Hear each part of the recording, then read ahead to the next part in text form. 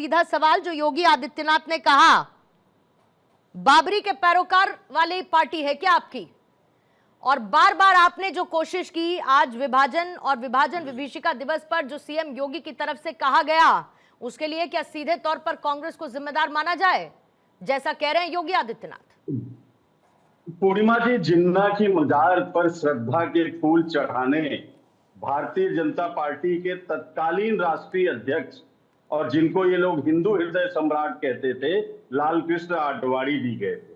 बस लेकर लाहौर में इनके पुरोधा अटल बिहारी वाजपेयी जी गए। तो इनकी तो परंपरा रही। और यही नहीं, आजादी के पहले आपको ले चलता हूं पूर्णिमा जी, इन्होंने मुस्लिम लीग के साथ मिलकर सरकार चलाई। श्यामा प्रसाद मुखर्जी जी फजलुल हक की सरकार में वित्त मंत्री थे और मुस्लिम लीग तब क्या कर रही थी? आज वाली मुस्लिम लीग नहीं थी, तब ये फजलुल हक वाली मुस्लिम लीग थी, जिसके साथ इन्होंने बंगाल प्रांत में, सिंध प्रांत में और नॉर्थ वेस्ट फ्रंटियर प्रोविंस में सरकार बनाई थी। और 1937 में इन्होंने देश के बंटवारे की नींव रखी थी। किसने? बीडी सावरकर ने अपने अध्यक्षीय भाषण में, जो अधिवेशन इनका अहमदाबाद में था, उसमें बीडी सावरकर ने कहा था कि दो राष्ट्र हैं, एक हिंदुओं का एक मुसलमान का, बंटवारे की नींव 1937 में। 1940 में लाहौर में मुस्लिम लीग के अधिवेशन में फजलुल हक ने पाकिस्तान की मांग की, अधिवेशन पारित हुआ 40 में, याद रखिएगा। और 41 में 1941 में यही हिंदू महासभा आरएसएस के लोग, श्यामा प्रसाद मुखर्जी मिलकर सरकार चला रहे थे। मैंने जो 3 प्रांतों का नाम जिक्र किया, बंटवारा किसने किया? बाबर की असली फॉलोअर कौन है और बाबर की असली संतानों का डीएनए टेस्ट करा लीजिए, तो राजस्थान के उप मुख्यमंत्री का अगर डीएनए ना निकल जाए तो बताइएगा। मान सिंह की वंश परंपरा से वो निकल के आते हैं। ये वो लोग हैं जिन्होंने सिर्फ मुसलमानों के, वो मुस्लिम लीग के साथ नहीं, इन्होंने अंग्रेजों के साथ मिलकर देश के क्रांतिकारियों की मुखबिरी की। अटल जी लाहौर क्यों गए थे उमाशंकर पांडे जी? अटल जी लाहौर क्यों गए थे? अटल जी लाहौर क्यों गए थे? हाँ। कारगिल लाने, कारगिल हो गया। हाँ। कारगिल हुआ, हमें अपने सैनिक शहीद करवाने पड़े। हाँ। और उसमें बताया गया इंटेलिजेंस का फेलियर है, तो जबकि रिपोर्ट तो मुंबई हमला करने वाला कौन था? मुंबई हमला करने वाला कौन था? मुंबई हमला करने वाला कौन था? आप लोग तो पीस के, आप लोग तो हमेशा से कहते रहे कि, खैर मैं पाकिस्तान पे जाना नहीं चाहती थी, बट चूंकि आप लाहौर ले आए इसलिए मैं उसकी बात कर रही हूँ। मैं तो ये कह रही हूँ कि आप लोग तो हमेशा से ये कहते रहे कि भाई बातचीत होनी चाहिए, तो अटल जी तो उसी के लिए गए थे, पीस टॉक्स के लिए गए थे। और आप लोग सब नहीं, आप लोग तो आज भी यही दोहराते हैं कि बातचीत पाकिस्तान के साथ होनी चाहिए साहब। नहीं, आप गलत मत करिए।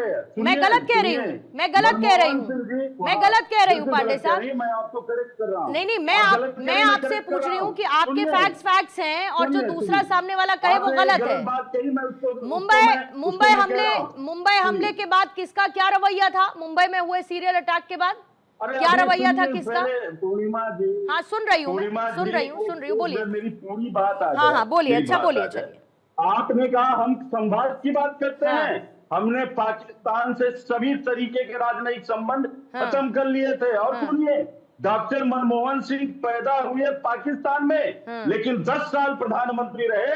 एक बार जाने के बाद, पहली बार सरकार जब बनी 2004 में गए, उसके बाद 9 सालों तक मनमोहन सिंह जी ने पाकिस्तान से ना कोई बातचीत की, ना कोई डायलॉग किया, और ना वो पाकिस्तान गए। ठीक है नरेंद्र मोदी जी साड़ी और चूड़ी और साल की डिप्लोमेसी करने बगैर आमंत्रण। ठीक है कौशल कांत जी, योगी जी की तरफ से बटे थे तो कटे थे, और बाबरी के भक्त जैसे तीखे शब्दों का इस्तेमाल क्यों किया गया? क्योंकि अभी कांग्रेस के प्रवक्ता उमाशंकर पांडे जी जो कह रहे थे उसके हिसाब से तो इनके दाग बहुत साफ हैं, इनके तो दाग ही नहीं है, इन्होंने तो कुछ किया ही नहीं। इन्होंने तो कभी आज तक नहीं कहा, ये जब की बात कर रहे हैं, अभी तो इन्होंने कभी नहीं कहा कि भाई पाकिस्तान से बातचीत होनी चाहिए, ना इनके किसी नेता ने कहा। पूर्णिमा जी, कांग्रेस के प्रवक्ता ने सारी बात शुरू की थी कि श्यामा प्रसाद मुखर्जी ने सरकार बनाई थी फजलुल हक के साथ और वो मुस्लिम लीग के थे। मैं चाहूंगा पीसीआर से चेक करवाइए, राहुल गांधी और कांग्रेस के प्रवक्ता केवल टीवी पर बैठ करके झूठ बोलते हैं, गलत बोलते हैं। वो कृषक श्रमिक पार्टी के थे और प्लीज बंगाल प्रांत की पांडे साहब आपको किसी ने इंटरफेयर नहीं किया। पांडे साहब आपको किसी स्पोक्स पर्सन ने आपके बीच में नहीं बोला। ओपनिंग स्टेटमेंट पांडे साहब ले लीजिए। ओपनिंग स्टेटमेंट पांडे साहब ले लीजिए। ओपनिंग स्टेटमेंट ले लीजिए। बोलिएगा कौशल कांत जी, बोलिए। पूर्णिमा जी अपने पीसीआर से बोलिए, अभी फैक्ट निकालेगा और एक्सपोज करेगा राहुल गांधी के प्रवक्ता को किस तरह से झूठ बोलते हैं। क्योंकि राहुल गांधी हो, प्रियंका गांधी हो या वहां यहाँ बैठे प्रवक्ता, ये केवल मीडिया में आकर के झूठ बोलते हैं। इनके पास कोई फैक्ट नहीं होता, कोई सच नहीं होता। और जहां तक रही कि कांग्रेस पार्टी हो या समाजवादी पार्टी हो, किस तरीके से मुस्लिम तुष्टीकरण करती है, किसी से छुपा हुआ नहीं है। इसमें कौन सी नई बात है पूर्णिमा जी कि जब भारत बटा और हिंदू कटा, इसमें गलत क्या है?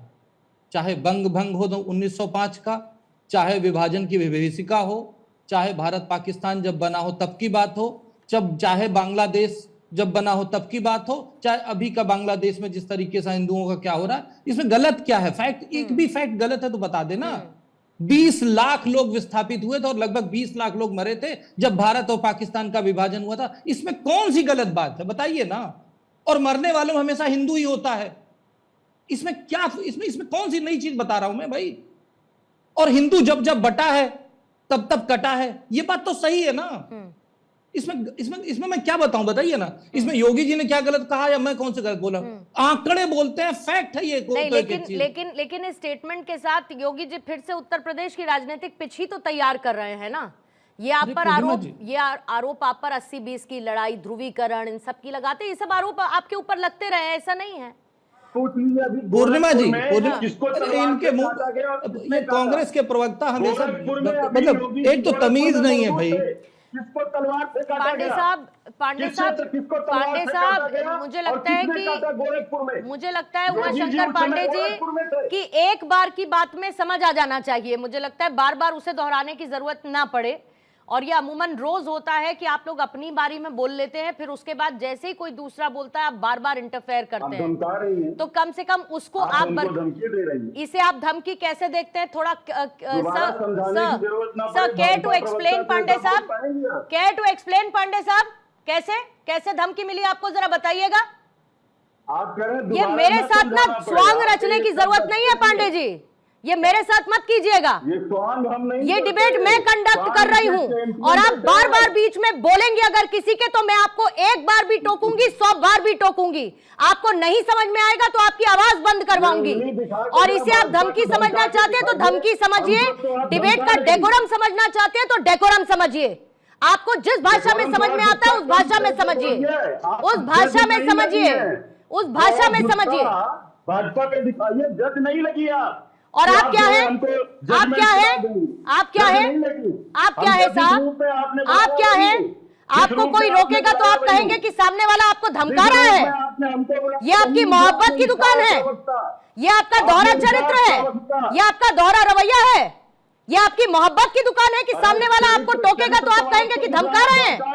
समय मत बर्बाद कीजिए मेरा, समय मत बर्बाद कीजिए।